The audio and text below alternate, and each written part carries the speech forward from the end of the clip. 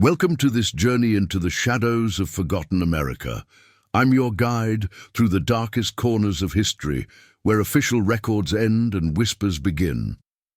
Before we descend into today's story, I want to know, where are you watching this from, and what time is it there? Drop a comment below. There's something about sharing these tales across time zones, across continents, that reminds us how universal darkness truly is. Whether you're alone at midnight or commuting at dawn, you're part of our community now, a community that seeks truth in the spaces history tried to erase.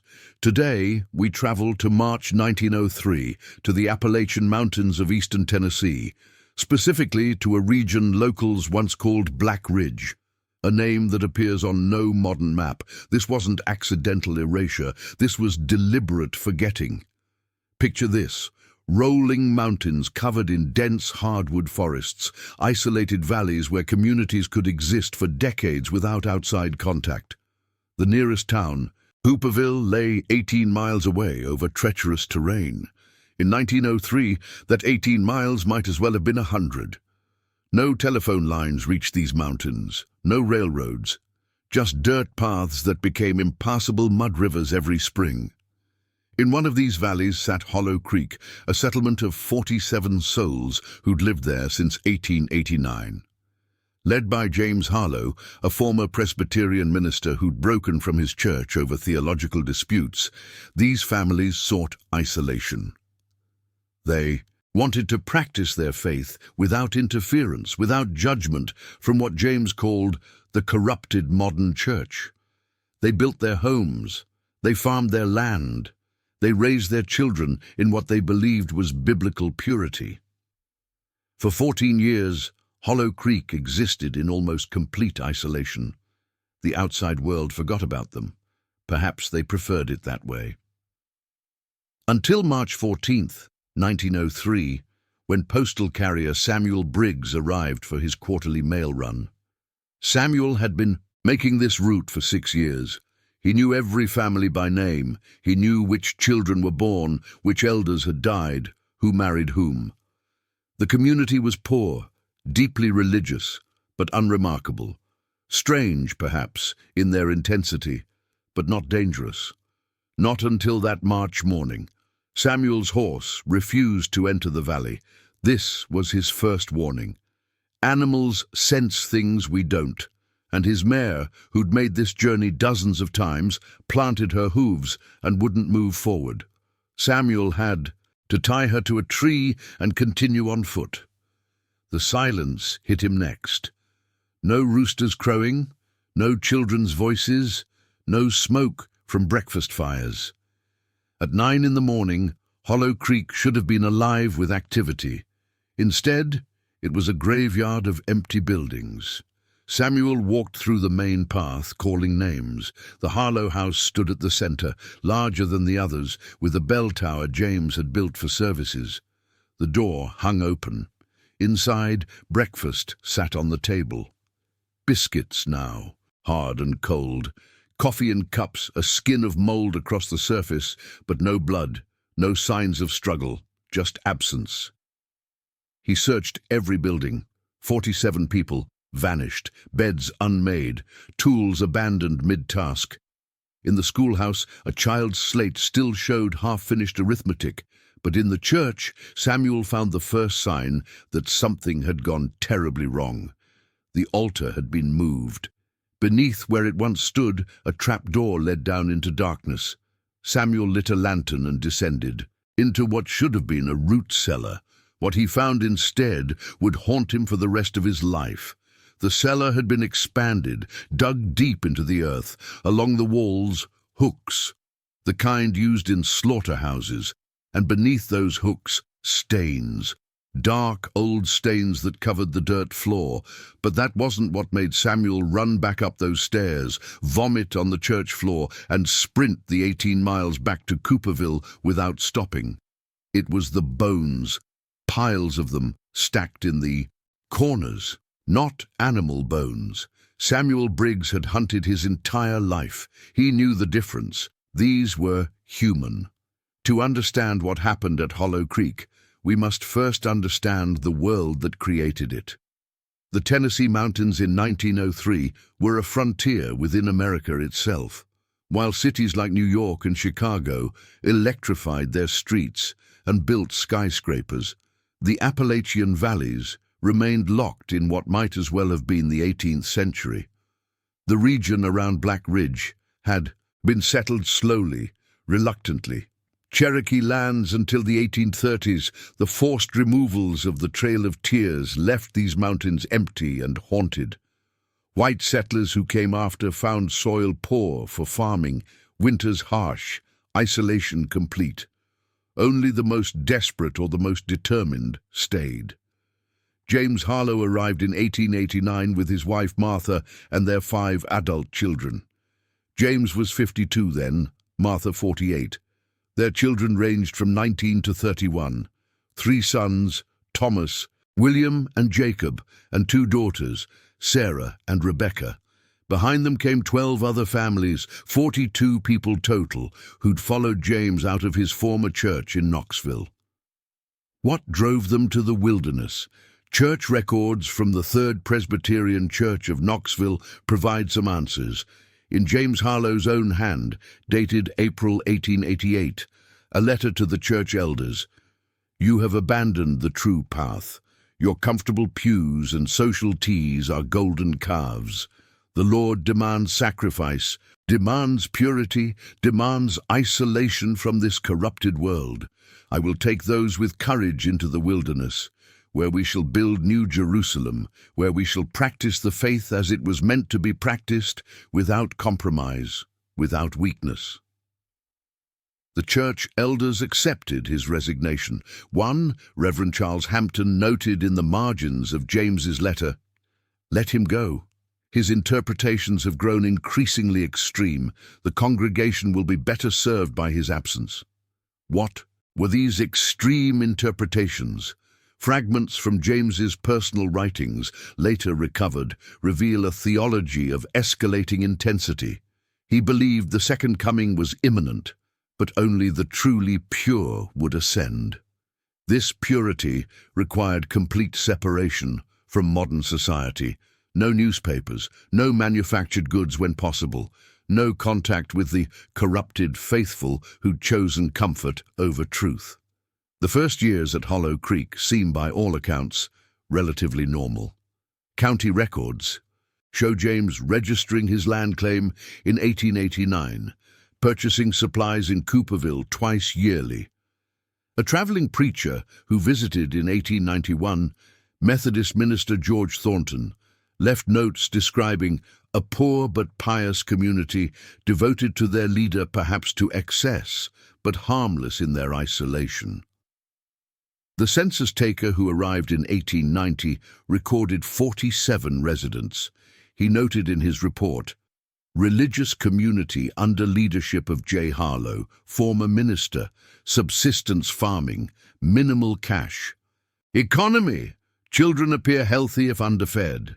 Adults display unusual devotion to their faith leader."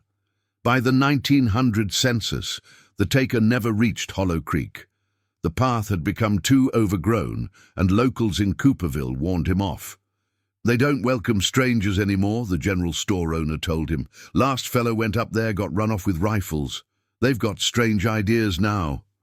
What changed between 1891 and 1900? Letters from Martha Harlow to her sister in Knoxville, smuggled out by the occasional visitor, provide clues. The letters span from 1892 to 1897, when they abruptly stop. In 1892, Martha wrote, "James grows more certain in his visions. He says the Lord speaks to him directly now, gives him instructions for our purification. We fast often. The children grow thin, but James says this pleases God." By 1894, "We no longer trade with Cooperville. James says their money is corrupted. We eat what we grow, nothing more. The winter was hard. We lost old Mr. Patterson and his wife. James says they weren't pure enough, that's why God took them." In 1896, James has begun new rituals. I shouldn't write of them. He says they're sacred, not for outside understanding. We gather at night now. There are ceremonies. Sarah tried to leave last month with her husband. James wouldn't allow it. He says leaving New Jerusalem means damnation. The final letter, dated September 1897, is the most disturbing. Sister, I fear for my soul.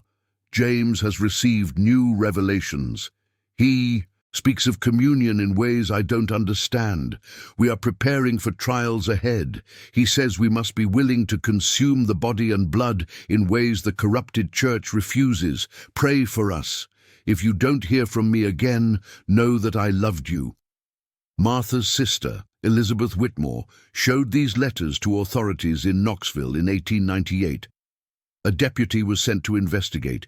He returned reporting that the community refused him entry, that armed men at the valley entrance told him James Harlow answered to God alone, not to earthly law. Without evidence of a specific crime, nothing more was done. The community that Samuel Briggs had known through his mail runs was already changing by 1900. He later testified that visits became tense. The children, once friendly, grew silent and hollow-eyed. Adults spoke in whispers. James Harlow, whom Samuel described as once stern but rational, had become gaunt, wild-eyed, speaking in biblical verses and prophetic declarations. Last time I was there, Christmas 1902, James told me they were preparing for the final test, Samuel told investigators. He said God would provide for the faithful, that they would want for nothing if they trusted completely. I asked if they needed food supplies. The winter had been harsh. James laughed, this terrible laugh, and said, "We have all we need. The Lord provides flesh for those who believe." Samuel thought it was religious metaphor. Looking back after what he found in that cellar, he understood. It was literal truth. The stage was set. A community isolated beyond reach of law or reason. A leader whose theology had twisted into something unrecognizable. Followers too afraid or too indoctrinated to resist. And the harsh winter of 1902 to 1903, one of the worst in Tennessee history, when snow blocked the passes and hunting became impossible. When the spring thaw came in March 1903, it revealed what isolation and fanaticism had created in that forgotten valley. Sheriff Thomas Madden received Samuel Briggs at the Cooperville Sheriff's Office on the evening of March 14, 1903. Samuel was incoherent, shaking, his clothes torn from his panicked run through 18 miles of mountain terrain. It took 2 hours and 3 glasses of whiskey before Samuel could articulate what he'd found. Madden's official report, preserved in the Tennessee State Archives, begins. At approximately 7:30 p.m., postal carrier S. Briggs reported discovery of abandoned settlement at Hollow Creek. Briggs claims evidence of foul play, specifically human remains in concealed cellar. Condition of witness suggests genuine trauma. Will organize investigative party for dawn departure, March 15th.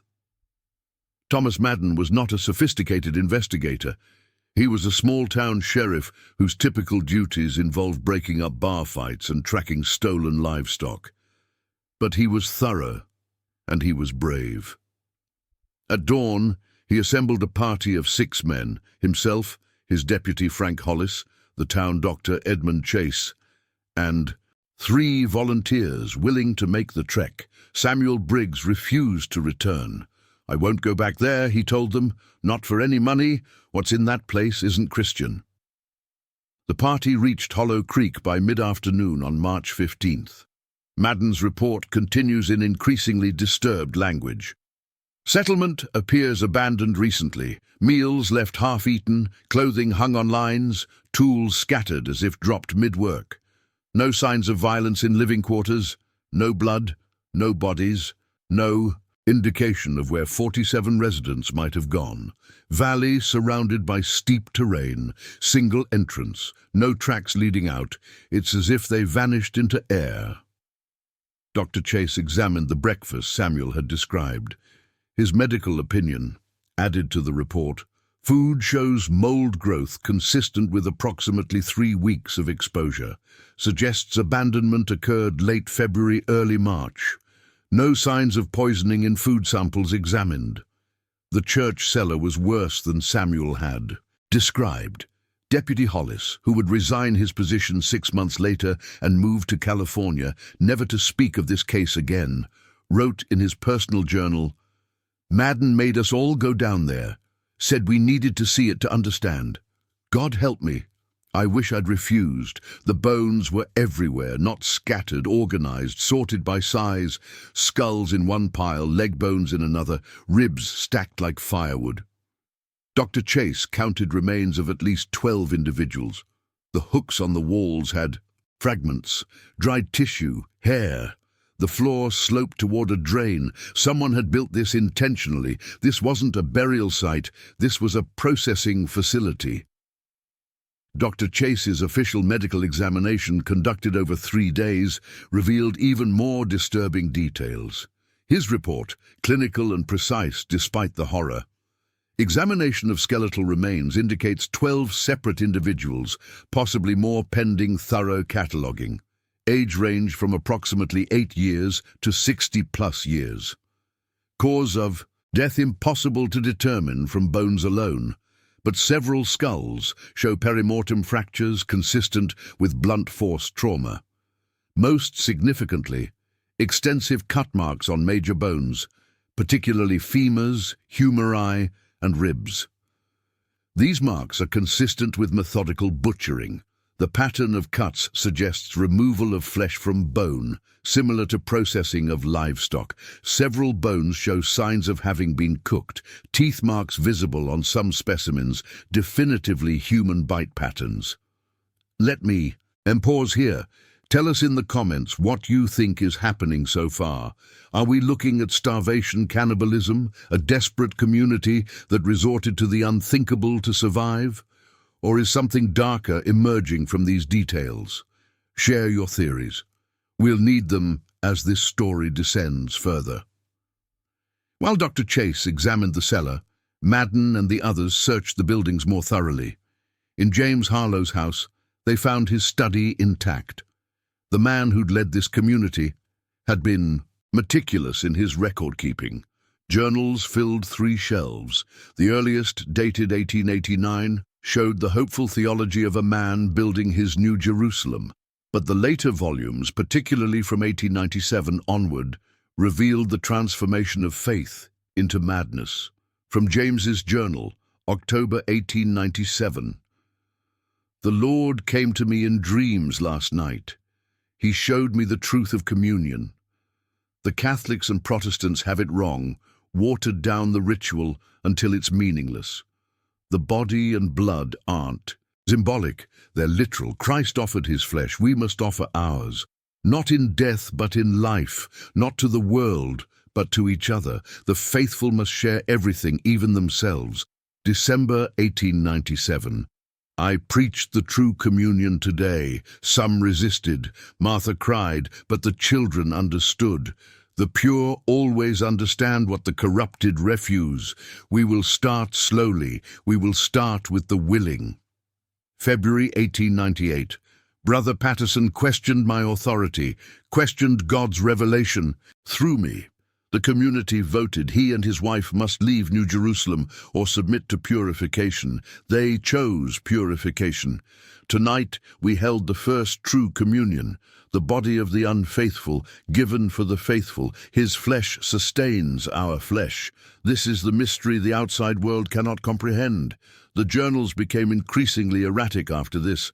Biblical verses mixed with descriptions of rituals, lists of names, some crossed out, drawings of the expanded cellar, annotated with measurements and notes about sanctification procedures. By 1902, the handwriting had deteriorated into barely legible scrawls. "The winter comes, the final test. God withholds the deer and rabbit. The crops failed. He is testing our faith. Will we falter like the Israelites, or will we trust? We have the method. We have the theology. We have the willing. The old must feed the young. The weak must strengthen the strong. This is love. This is sacrifice. This is communion. In Martha Harlow's bedroom, investigators found her diary hidden beneath a floorboard. Unlike James's theological ravings, Martha's entries were those of a woman trapped in a nightmare she couldn't escape. January 1903. James took young Timothy Walker last night. The boy was only 12. He'd been sick for weeks, wasting away. James said it was mercy that Timothy's suffering should serve purpose. They took him to the church. I heard the bell ring at midnight. I stayed in my room and prayed. I prayed God would strike us all dead before this continues. But God is silent. Or perhaps God speaks only to James now, and what he says is madness. February 1903. We are 23 now. 24 disappeared since this began. Some ran. James sent the boys after them. None escaped the valley. The winter is too harsh, the snow too deep. We found Jacob Thornton frozen on the eastern ridge. James said it was divine judgment. Sarah, my own daughter, helped bring his body back. She doesn't look at me anymore. None of them do. Only James matters now, only survival. The final entry, dated March 1st, 1903. They're planning to leave, I heard them whispering. Rebecca, Sarah, some of the younger ones. They're going to run when the thaw comes. James knows. He always knows. He says the unfaithful will be consumed by the faithful. He says it's time for the final communion. He says we'll all be together soon, all one flesh, all one family. I don't know what he means. I'm afraid I do. Madden stood in that bedroom, reading Martha's last words by lamplight, and realized the full scope of what they'd found. This wasn't a crime scene. This was a slaughterhouse run by theology, and somewhere in these mountains whoever survived, if anyone survived, was still out there. Sheriff Madden expanded the search on March 16th. What began as an investigation of an abandoned settlement had become a manhunt for survivors and a recovery operation for the dead. He sent word to neighboring counties, requesting additional deputies and tracking dogs, but the dogs, like Samuel Briggs's horse, refused to work. 3 different hounds were brought to Hollow Creek. All 3 exhibited the same behavior, entering the valley reluctantly, whining constantly, and refusing entirely to approach the church. One handler, a man who'd tracked fugitives across 3 states, told Madden, "Something's wrong here. Animals know. They smell death, sure. But this is different. This is wrong on a level they can sense, and we can't." Without the dogs, the search proceeded on human instinct and methodology. Deputy Hollis noticed something the first day that became significant on the second. The church floor had unusual acoustics. Footsteps echoed strangely. Voices carried in odd ways.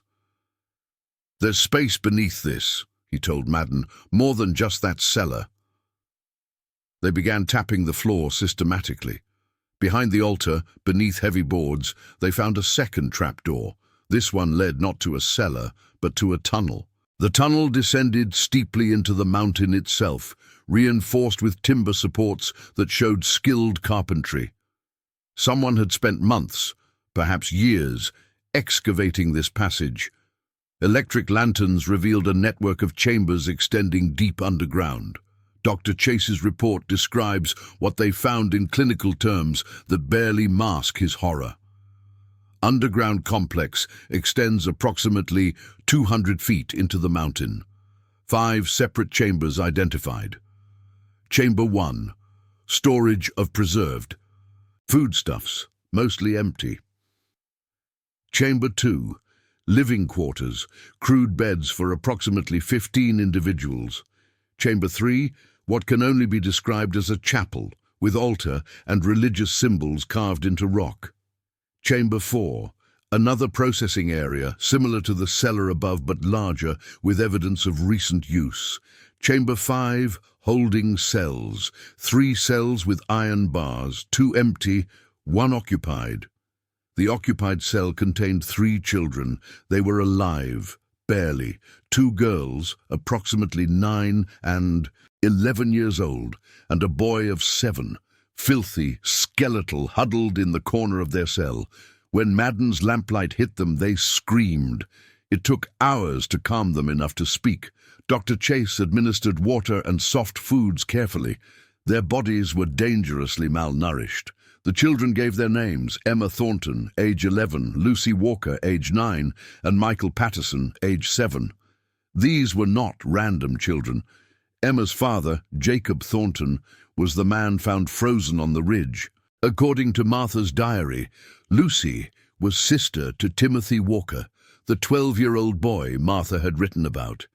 Michael was grandson to the Pattersons mentioned in James Harlow's earliest journals about purification. Deputy Hollis's journal entry from that night captures the emotional weight. How do you ask children what was done to them? How do you phrase questions about the unthinkable? Dr. Chase said, to wait, let them recover. But Madden pressed. We need to know who's still alive out there, who might still be in these mountains. The children's answers weren't what we expected. They were worse. Emma Thornton, the eldest at 11, spoke first. Her testimony, recorded by Deputy Hollis over several days, provides the most complete account of Hollow Creek's final months. It started when the snow came. November, I think. Maybe October. Days blur together. Papa said the hunting was bad. Brother Harlow, we had to call him that, not Mr. Harlow, said it was a test. He said God was testing our faith. We had food stored, but not enough for winter. By December, we were eating once a day. By January, once every 2 days. Brother Harlow gathered us in the church every night. He'd preach for hours about sacrifice, about how the early Christians shared everything, even their bodies. At first I didn't understand. Mama tried to cover my ears during certain parts, but Brother Harlow said children needed to hear truth. When old Mr. Patterson died, just died, from being old and cold, Brother Harlow said we shouldn't waste what God provided. He said the man's body was an offering. That night, they brought meat to the dinner tables. Mama wouldn't let me eat it, but my little brother was so hungry. She gave him some. Later, we found out what it was. Mama cried for 3 days. After that, people started disappearing. Brother Harlow said they were chosen for special communion. He'd picked them during services. Sometimes the old, sometimes the sick. Once, a woman who spoke. Against him. They'd take them away at night. We'd hear the church bell ring at midnight. In the morning, there'd be meat. Dr. Chase interrupted Emma's testimony several times, concerned for her mental state. But she insisted on continuing, as if speaking it aloud might exorcise the memories. They built the tunnels in secret, mostly the Harlow brothers. Thomas, William, and Jacob, Brother Harlow's sons. They were different. They believed everything he said completely. They were the ones who brought people to the church, the ones who worked in the room downstairs. My papa tried to run in February. The snow was lighter. He thought he could make it to Cooperville, get help. Jacob Harlow tracked him, found him frozen on the ridge. They brought his body back. Brother Harlow said it was divine judgment, that Papa died because he'd lost faith. They made us watch what came after, said it was lesson in obedience. Lucy Walker, age 9, could only speak in fragments. Her testimony is heartbreaking in its simplicity. Timothy was sick, coughing blood. Brother Harlow said he was suffering. That mercy meant ending suffering. They took him to church. Mama screamed. Brother Harlow's sons held her down, made her watch, made all of us watch. Timothy was my brother. They said it was communion. They said his sacrifice would save us, but we're not saved. We're just alive. Young Michael Patterson, only 7, provided the most chilling detail of all.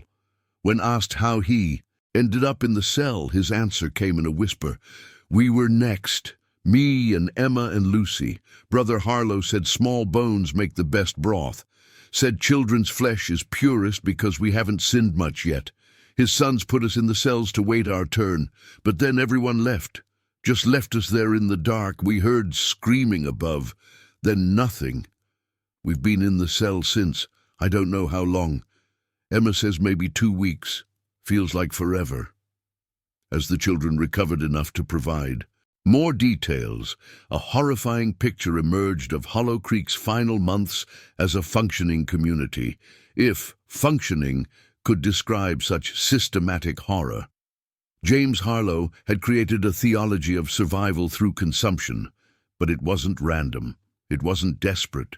It was organized, ritualized, justified through twisted scripture. From Emma's expanded testimony, Brother Harlow had rules.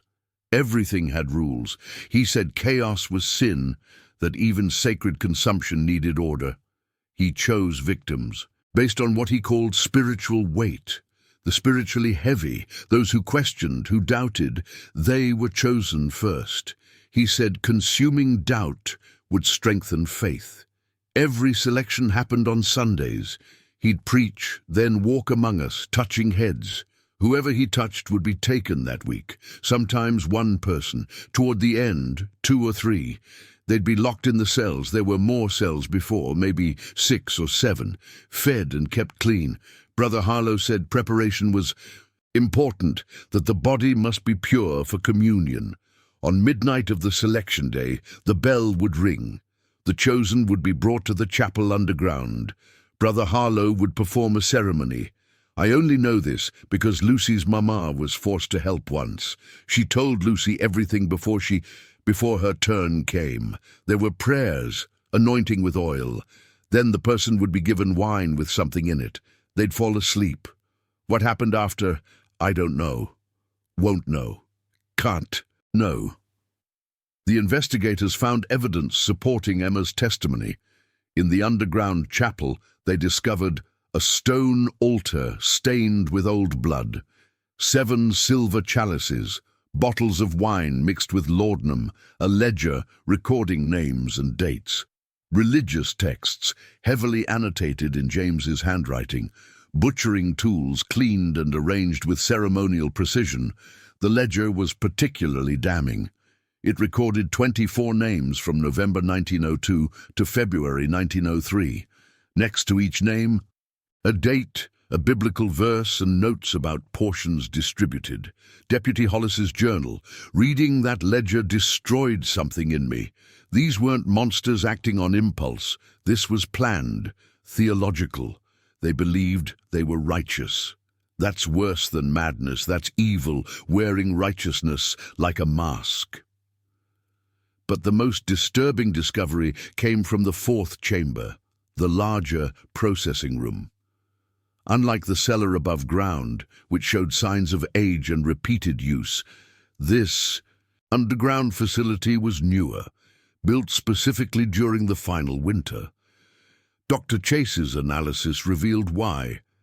The underground chamber contains significantly more remains than the upper cellar. Preliminary count suggests 12 to 15 additional individuals. The sophisticated nature of the facility, drainage systems, ventilation, multiple workstations, indicates this wasn't emergency cannibalism. This was systematic. They'd planned for this. Perhaps James Harlow engineered the entire situation, knowing starvation would come, knowing he could use it to implement his theological vision fully. The question isn't whether they resorted to cannibalism from desperation. The question is whether James Harlow orchestrated the desperation itself. What happened to the remaining adults? Why was the settlement abandoned? Why were the children left alive in their cells? The answer came from Emma's final testimony, given on March 20th, after days of recovery and careful questioning. The night they all left was different. Brother Harlow gathered everyone in the church, everyone except us, locked below. We could hear through the floor. He was screaming, not preaching, saying God had spoken, saying the final test had come. that they'd proven their faith through the winter, and now they'd received their reward. He said they were going to the mountaintop, to a place he'd prepared. He said angels would meet them there, would take them to New Jerusalem, not the one here, the real one, in heaven. He said they'd leave this corrupted world behind. His sons were shouting agreements, Sarah and Rebecca Harlow too. Everyone was excited, frenzied. We heard them singing hymns, but the words were wrong, changed, about flesh and blood and eternal joining. Then we heard footsteps above, many footsteps, moving toward the church doors. Silence for a moment. Then Mother Martha, Mrs. Harlow, started screaming, "No, James, not this, please, not this." Other voices joined. Scared voices. But Brother Harlow's voice rose above them all. Those who falter will be left behind. Those who trust will transcend. We heard people running, heard struggles, I don't know what we heard. Terrible sounds. Then singing again, farther away. Moving up the mountain, then nothing, just wind. And we waited in the dark, thinking they'd come back for us. But they never did. Sheriff Madden organized a search of the mountain above Hollow Creek. On March 22nd, they found the site.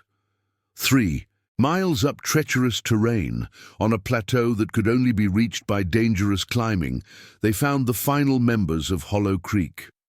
23 bodies arranged in a circle around a central fire pit, all dead, some from exposure, some from violence, crushed skulls, slashed throats, some from what Dr. Chase identified as ritual consumption of toxic substances, possibly poisonous mushrooms mixed with wine. In the center, James Harlow's body, dressed in white robes stained with blood. His throat had been cut, in his hand a knife. The scene suggested mass murder-suicide, but the positions of the bodies told a more complex story. Some had died fighting, some running. The circle wasn't voluntary. It was where they'd collapsed as they tried to flee. Dr. Chase's final report: James Harlow appears to have orchestrated a final communion, convincing or forcing his remaining followers to consume poison sacrament. When some resisted, or the poison took effect unevenly, violence erupted. The scene suggests chaos in the final moments, believers turning on doubters, the strong killing the weak. James Harlow likely died last, either self-inflicted or at the hands of someone who realized the transcendence he'd promised was simply death, the theological murder-suicide cloaked in religious ecstasy. All 23 died within hours of each other, on the night of February 28th, based on decomposition analysis.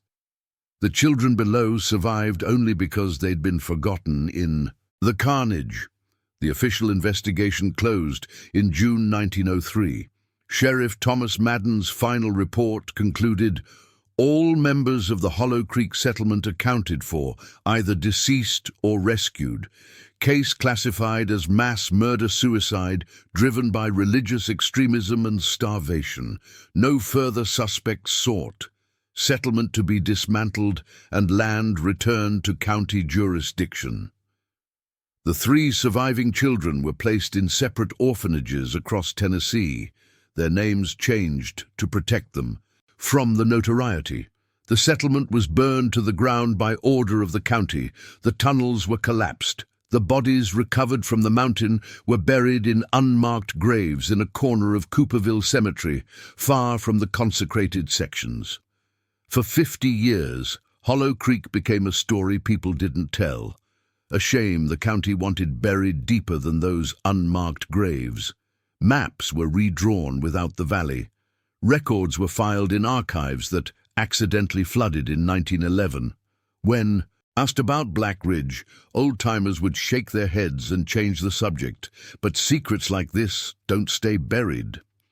In 1954, a graduate student from the University of Tennessee named Robert Marsh was researching rural religious movements in Appalachia for his dissertation. He discovered the Harlow case by accident, finding Sheriff Madden's report misfiled in state archives. Intrigued by the sparse documentation and obvious cover-up, he began digging deeper. Marsh's research notes, preserved at the UT Library, document his growing obsession. He tracked down the orphanage records, finding that 2 of the 3 children, Emma Thornton and Michael Patterson, had died young. Emma from tuberculosis in 1908, Michael from pneumonia in 1912. But Lucy Walker had survived. She'd been adopted by a family in Memphis, taken their name, and in 1954 was still alive. Lucy Turner, age 60, living in a nursing home in Nashville. Marsh visited her in November 1954.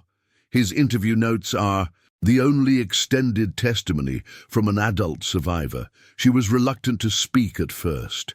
50 years hadn't dulled the trauma, but I think she was also relieved. She'd carried this alone for 5 decades. No one to tell who'd believe her, no one to share the burden.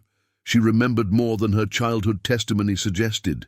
The gaps she couldn't fill at age 9 had filled in with adult understanding. She told me James Harlow had been planning the final winter for at least 2 years, that he'd deliberately prevented the community from stockpiling adequate food, that he'd sabotaged crop plantings in 1901 and 1902, that he'd driven away anyone with hunting skills who might have kept the community fed. He wanted us to starve, Lucy told me. He wanted us desperate enough to do what he'd been preaching. The theology came first. The starvation was engineered to justify it. My brother Timothy wasn't sick. He was starved. All the children were. Brother Harlow fed the adults first, the children last, until we were weak enough to be chosen. She also told me something not in the official reports.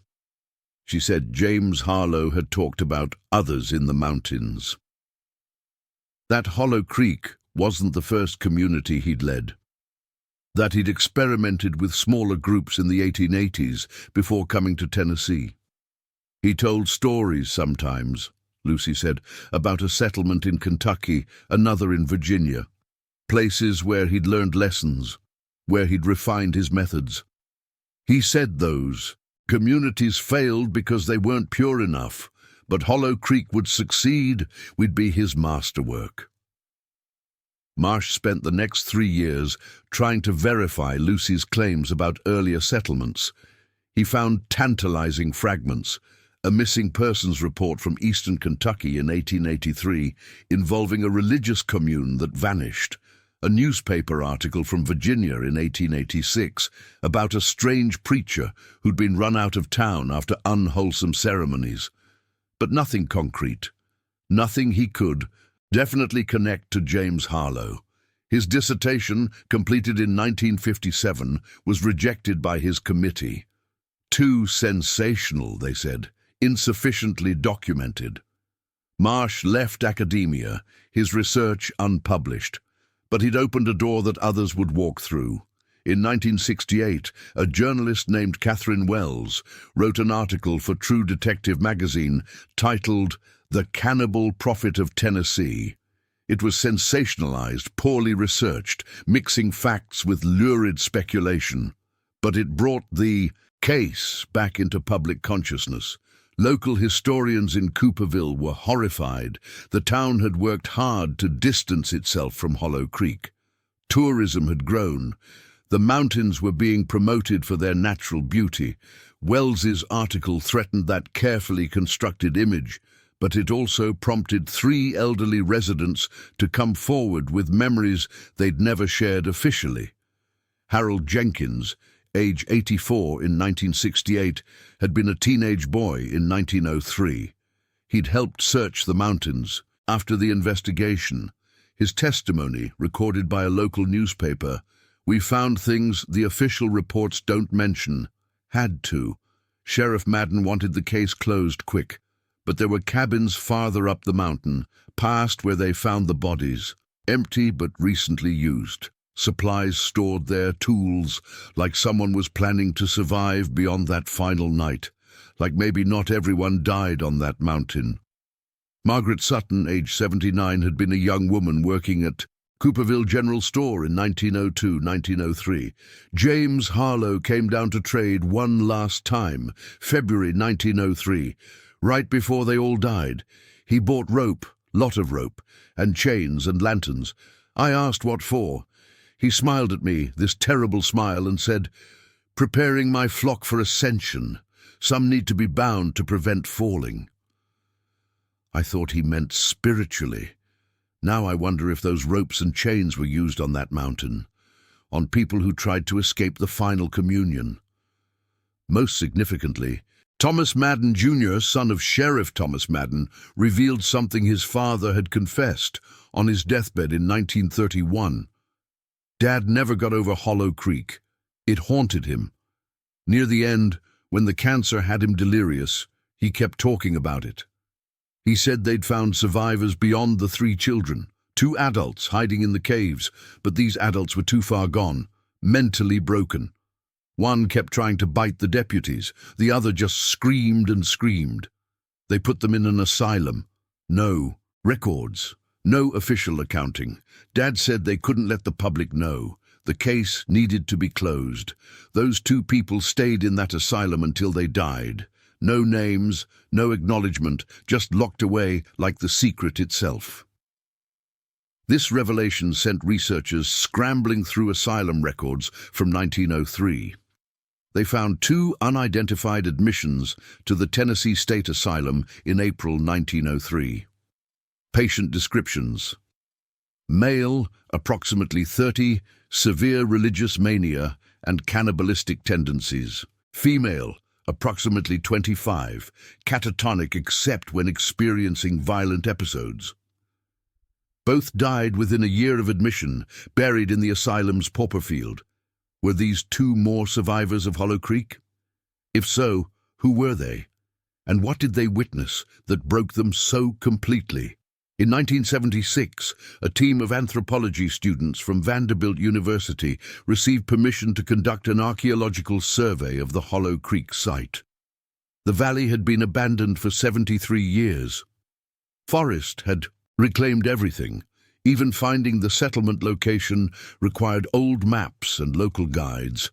What they found contradicted the "everything burned, everything destroyed" official narrative. The foundations remained, and beneath those foundations, more tunnels. The 1903 investigation had collapsed the known tunnels, but the students discovered an entire secondary network, deeper and more extensive. These tunnels led to chambers that had never been documented. In one chamber, they found a journal. Not James Harlow's, those were all recovered. This belonged to Thomas Harlow, James's eldest son, water-damaged, partially illegible, but readable enough. The legible portions are chilling. Thomas wrote with the cold precision of a true believer. "Father is prophet, Father is chosen. We are his instruments. The weak call it murder. We know it is sacrament. The ignorant call it cannibalism. We know it is communion. Every faith requires martyrs. We provide ours. Every revelation requires blood. We shed ours willingly. When history judges, we will be vindicated. The corrupted world will end. New Jerusalem will rise. And we will be remembered as the faithful who sacrificed everything, even our humanity, for transcendence." The journal's final entry, dated February 27, 1903, one day before the final night. "Father says tomorrow we ascend. Mother doubts. Sister Sarah doubts. They will be first to receive the final sacrament, then the rest, then us, then Father, together in death as in life. One flesh, one spirit, forever." The archaeological team also found something else in those deep chambers. Bones, not human, animal. Dozens of deer carcasses, some with meat still preserved by the cave's cool, dry conditions. Dr. Patricia Vance, the team's lead, published a controversial paper in 1977, "The Starvation Myth, Evidence of Food Abundance at Hollow Creek." Her argument, James Harlow had deliberately hidden food from his community. The starvation was artificial, created to manipulate his followers into accepting his theology of consumption. They weren't desperate, she wrote. They were controlled. This wasn't survival cannibalism. This was ideological cannibalism hidden behind manufactured desperation. The academic community rejected her conclusions. Too speculative, too dependent on fragmentary evidence, but those who'd researched the case deeply knew she was probably right. James Harlow hadn't been driven mad by circumstances. He'd engineered the circumstances to fulfill his mad vision. By 1982, when the last significant research on Hollow Creek was conducted, a picture had emerged of a horror far more calculated than the 1903 report suggested. This wasn't a tragedy. It was an experiment. James Harlow had spent years preparing, manipulating, orchestrating the conditions that would allow him to implement his twisted theology fully. And somewhere in these mountains, locals still whisper, his vision survived. The two asylum patients, the unexplained, cabins, Lucy Walker's testimony about earlier settlements, fragments suggesting that Hollow Creek wasn't an isolated incident, but part of a larger pattern, part of a progression towards something James Harlow had been building for decades.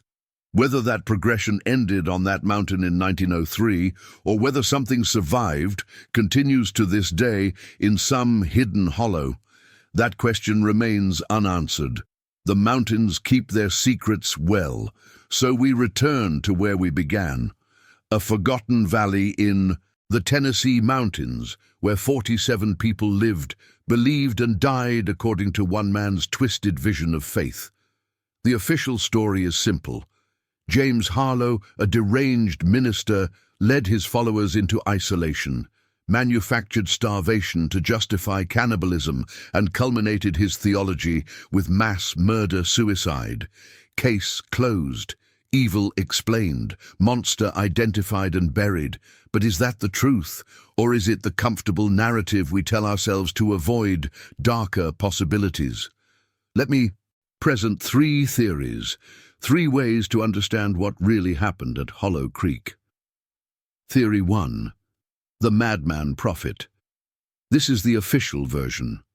James Harlow was simply insane, his theology a symptom of deteriorating mental health.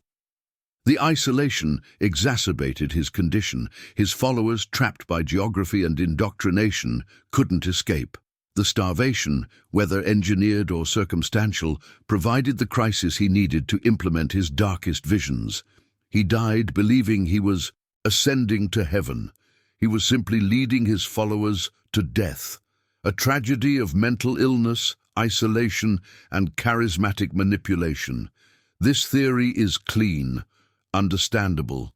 It allows us to categorize James Harlow as an aberration, a monster separate from normal humanity. It suggests that with proper intervention, proper mental health care, proper oversight, this couldn't happen.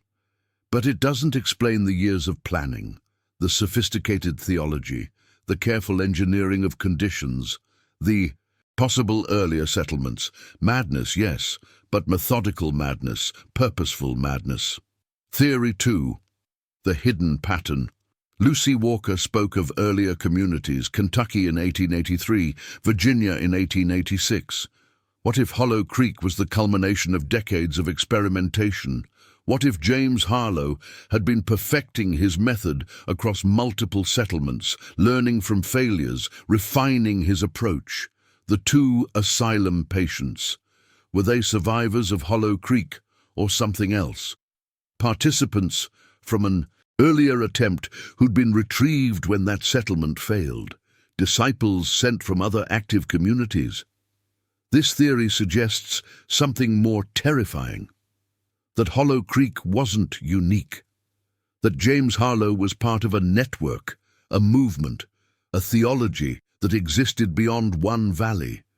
That somewhere in the vast Appalachian wilderness, other communities might have implemented similar practices. Some failing, some succeeding, all connected by a shared belief in consumption as communion. The unexplained cabins found beyond the death site, the hidden food stores, these could support a different interpretation. James Harlow wasn't planning to die on that mountain. He was planning to continue. The final communion was meant to cull the weak, eliminate the doubters, and allow the truly faithful, himself and his most devoted followers, to emerge stronger, purer, ready to begin again. If this theory is true, then the question isn't what happened in 1903. It's what's happening now, in hidden valleys we haven't found yet. Theory 3. The infection. The most disturbing theory comes from a psychiatrist who studied the case in 1989. Dr. Raymond Cole proposed that what happened at Hollow Creek wasn't religion or madness, but something closer to mass psychosis, a psychological infection that spread through the community, breaking down normal moral boundaries, creating a shared delusion that made the unthinkable seem necessary, even sacred. Cole noted the progression. First, isolation, then repeated indoctrination, then incremental normalization of horror, the first communion using a man who died naturally, the second choosing the weak and sick, the third selecting dissenters, each step making the next easier, each violation of taboo weakening the next taboo's power. By the end, Thomas Harlow could write clinically about sacred murder. Sarah and Rebecca Harlow could participate in processing their neighbors. Martha Harlow could watch her grandson selected for consumption without intervention. The psychological infection had consumed them more thoroughly than they'd consumed each other. This theory suggests the real horror, that given the right conditions, any isolated community could devolve similarly, that the darkness at Hollow Creek exists as potential in all of us, waiting for the right catalyst to emerge. To this day, no one knows the complete truth. The valley where Hollow Creek stood remains empty, avoided by locals. Hikers who venture there report feelings of unease, sounds in the forest that don't match any known animal, the sense of being watched by unseen eyes. In 2019, a group of urban explorers found the collapsed tunnel entrances and attempted to excavate. Local authorities shut down the effort immediately, citing safety concerns. But those explorers reported finding something before being forced to leave: fresh markings on the tunnel walls, symbols that matched those in James Harlow's journals, carved recently, they claimed, within the last few years. Was it vandals, treasure hunters, or something else? The mountains hold their secrets, and some secrets, perhaps, are better left undisturbed. But we've shared this journey together, you and I. We've walked through the darkness of Hollow Creek's history. We've looked at the evidence, the testimonies, the fragmentary remains of a horror that official records tried to erase. What do you think happened? Do you believe the official story? Do you see patterns suggesting something larger? Do you think communities like Hollow Creek could still exist, hidden in remote places, practicing their own twisted theologies? Tell us in the comments.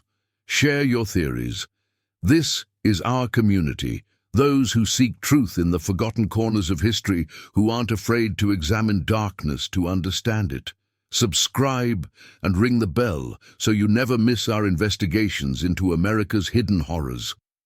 Because there are more stories like this, more valleys with secrets, more forgotten, places where humanity's darkest potentials were realized. Until our next journey into the shadows, remember, the most terrifying monsters aren't the ones in stories. They're the ones who convinced themselves they were righteous. They're the ones who turned faith into horror, who made the unthinkable seem holy. They're the ones who remind us that evil doesn't always announce itself as evil. Sometimes it arrives quoting scripture, promising salvation, leading the faithful into the wilderness. And sometimes it never really leaves. Stay curious, stay skeptical, and stay safe out there. This is our haunted community, and the truth, however dark, is what we seek together.